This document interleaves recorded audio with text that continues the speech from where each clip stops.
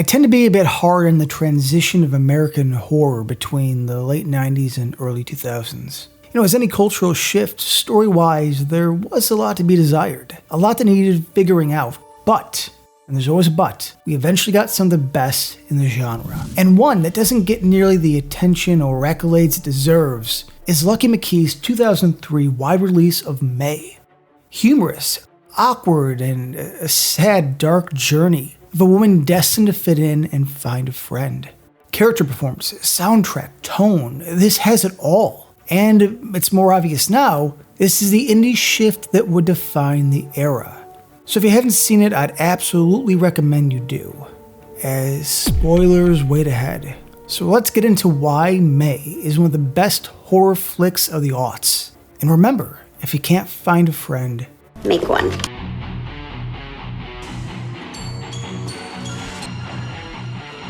Nice hearing from you, Carlos. May, at its core, is a character study, a flick that lives and dies by the betrayal of its protagonist. And yes, May, for all of her faults, is on her own hero's journey. A far more meaningful and relevant story now. This is about the nurture of social interaction, social cues, and how, with maybe a bit of nature, it's hard to fit in if you don't understand exactly how to get what you're missing. Far before the days of social media and its crippling effect on the feelings of loneliness, May sketched out how some of us just got left behind, out in an urban jungle to fend for ourselves. May as a movie works for a lot of reasons, but the heart and soul lies on the shoulders of Angela Bettis. And Bettis owns it. Pardon my French. From the mousy and unsure tone to her physically awkward tics, she portrays May as vulnerable, sad, yet fully fleshed out and likable. This could have easily just been this one-note generic character, but there's so much sort of warmth and depth here. I can tell the difference from watching this when it came out in 2003 to now. They say empathy grows with age, and damn dude, I felt for May way more than I did as a teenager. To the point where the first chunk is pretty difficult to sit through. Bettis plays this with such dedication. I just wanted to hug and comfort May. As a character, up until a point, she is completely innocent. From her lazy eye and eye patch as a child, to her weird mom not helping a bit. This girl did not stand a chance, and life was not gonna hold her hand.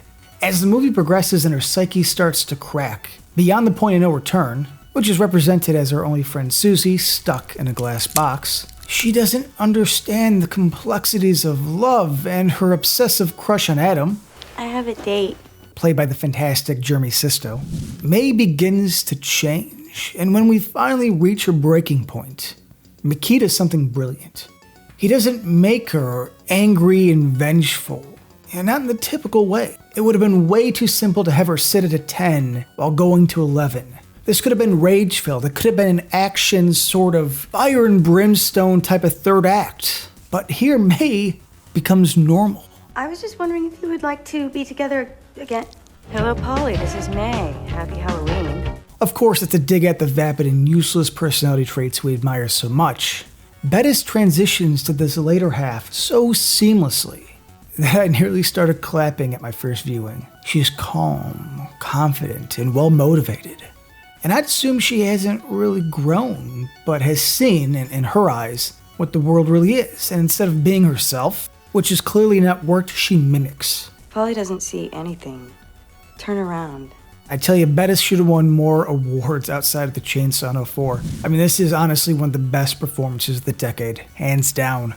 True story, I had a high school crush on her after seeing this, and I went to Flashback Weekend in 04 and couldn't muster up the courage to tell her how awesome her performance was. So, hopefully this will do. As dark and isolating as this makes you feel, McKee injects a fair amount of humor here. May is pretty funny, but in a very clever 2000s type of way. It actually kind of brought me back a bit. It was nice. Anna Faris playing the seductive receptionist who can't understand her boss's accent. Do you like what? Cats. To James Vole, who finds a way to relate the oppressive California heat to needing to rub ice cubes in his nipples. I'm still burning up. Any ice cubes I can rub on my nipples? I mean, hey, we all need to get laid, so, Godspeed if that works for you. When May tries to volunteer, we get this amazing line delivery. Well, what's the difference? You only like a certain type of blind kids? And let's not forget when she's dragging the cooler around with body parts and that teenager asks, You got any cold ones in there? Yes, I do. a small but great line, which always reminds me of the Fears song, More Beer. You got any cold ones in there? There's some cold ones way down here in the bottom. The humor works well and it never feels out of place. It never undercuts tension for the sake of a fun moment. And that is a balance that is far harder to achieve than you know. You wanna watch me fire? And add in a great soundtrack, we got The Breeders, H is Orange, the Kelly Deal 6000. I mean, He Calls Me Kitten is a flawless choice for when May is foolishly waiting for the call on the phone. And we know it's not coming. And to end on the true side of horror here, McKee's story wraps up with two defining scenes. The blind kids trying to get Susie out of her box. We have the children screaming, smashing on the broken glass. May rubbing her eyes to the haunting choir-esque music. This one is still rough, nearly 20 years later. This leads to her awakening, her transformation. May understands. I understand now. Susie can't be put back together, and so she needs an upgrade. So many pretty parts, no pretty holes. May openly plans her magnum opus, her true friend, just standing here measuring Polly, aggressively telling Ambrosia, Give us a little spin. Turn around for me. or stabbing Adam's girlfriend just to make a point. It's both horrific and kind of cathartic. Seeing the underdog take a stance. Again, not saying May is the hero, but I feel this change is a blast to witness, and again, Bettis takes it and runs with it. And of course, the ending. I find what makes this so impactful is that, in a way, I don't disagree with May needing to make a friend. Becoming Frankenstein was always her final destination, but was pushed to get authentic parts when it came down to it. Is it evil? Sure. Do I hate her for it? Not so much. But maybe that's more me than anything, huh? May is a tragedy told in 90 minutes, but what hits home the most is the ending hug. One of assurance, one of hope. Yeah, it's in her head, fine, but you know what? A part of me hopes it's not. Can't see me. Because it's a genuine want for connection, for normalcy. And to me, if that were to awaken the monster, chef's kiss. Bravo. Because that's all she really needed, all along, was to create a companion. You know how when you meet someone and you think you like them, but then the more you talk to them, you see parts you don't like.